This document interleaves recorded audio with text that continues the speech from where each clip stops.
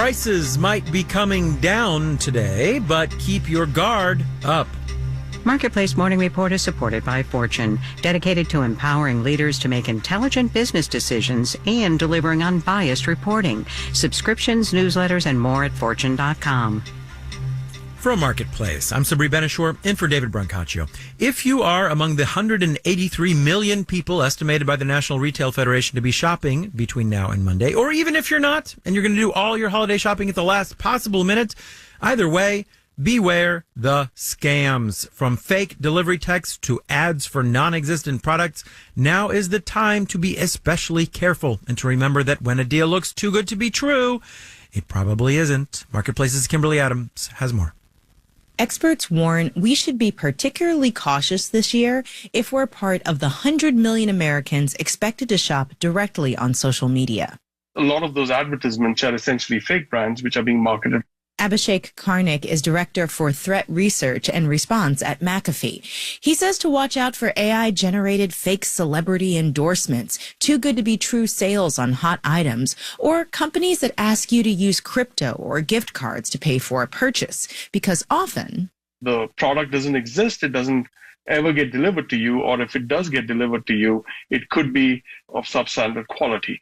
According to the AARP, a marketplace sponsor, about 82% of consumers have been the target or the victim of a scam in the last year. Kathy Stokes is Director of Fraud Prevention Programs for the group. If you're super interested in an ad from a company you haven't heard of before, open up your web browser and type in that company name with the word scam next to it. Stokes says to also be careful when you're expecting a delivery. There's a common scam where criminals use texts about a delayed delivery to steal your information. That text message that says, this is the U.S. Postal Service, or it's UPS, or it's FedEx. There's a problem with the package. We can't get it to you. We need you to click on this link or call this phone number. Scams don't end on Black Friday. Be careful on Giving Tuesday as well, says Sarah Rathner, a credit cards expert at NerdWallet. They're scammers that pose as legitimate charities, and they try to solicit donations from you and steal your credit card information. Rathner says rather than clicking through an email that seems to support a good cause, check to make sure that nonprofit is real first and go directly to the charity's website to donate. Finally, watch out for the less malicious holiday scams that are also kind of just marketing tricks. The sales that you're seeing aren't necessarily sales. Mara Einstein is the author of Hoodwinked, How Marketers Use the Same Tactics as Cults. So the price may be up at the beginning of November, and then they will take it down at the end of November. Einstein warns that we shouldn't let the Black Friday or Cyber Monday FOMO, fear of missing out on a sale, trick us into buying stuff that's not on our list.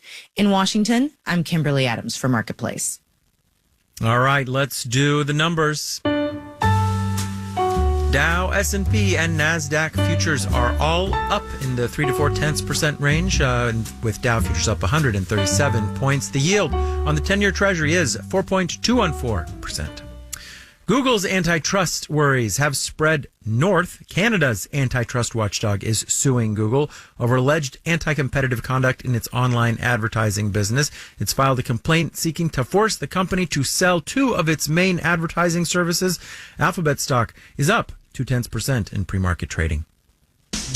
Marketplace Morning Report is supported by Schwab. Schwab offers investors choices like full-service wealth management, self-directed investing options, and trading on Thinkorswim. More at Schwab.com. The business of podcasting is bouncing back after a rough year in 2023. The Interactive Advertising Bureau and PwC report podcast revenue is expected to have grown by 12% this year to over $2 billion.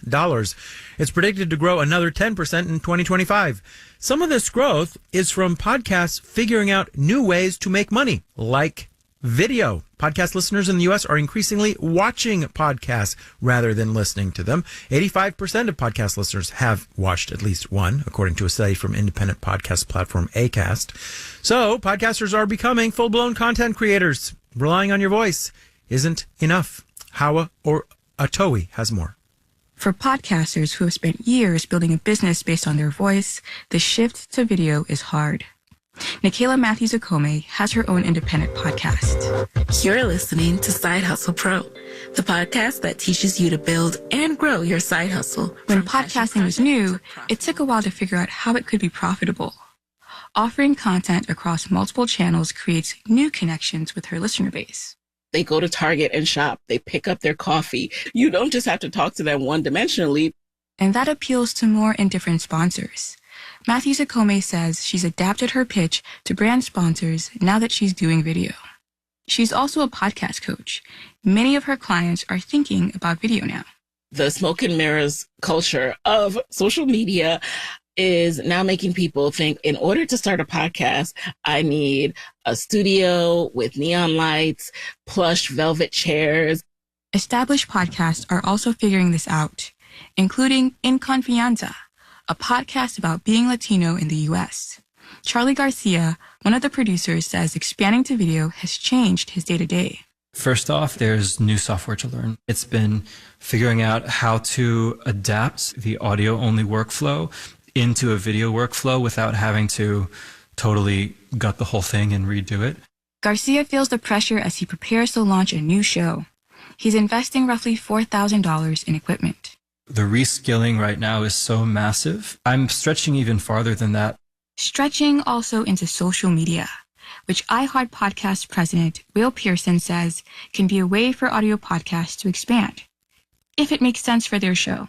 If they really do learn to build that audience across multiple media, to be able to say, I'm doing this in social media, I'm doing this where appropriate in video. Still, James Cridlin, editor of the Pod News newsletter, warns that these demands could create barriers for new people to get into podcasting. If you turn making a podcast from all you need is a microphone into all you need is a microphone and some ring lights and at least 2 cameras and some editing software, he says, then podcasting suddenly becomes far harder. I'm Hawa Otori for Marketplace. And in New York, I'm Sabri Benishore with the Marketplace Morning Report.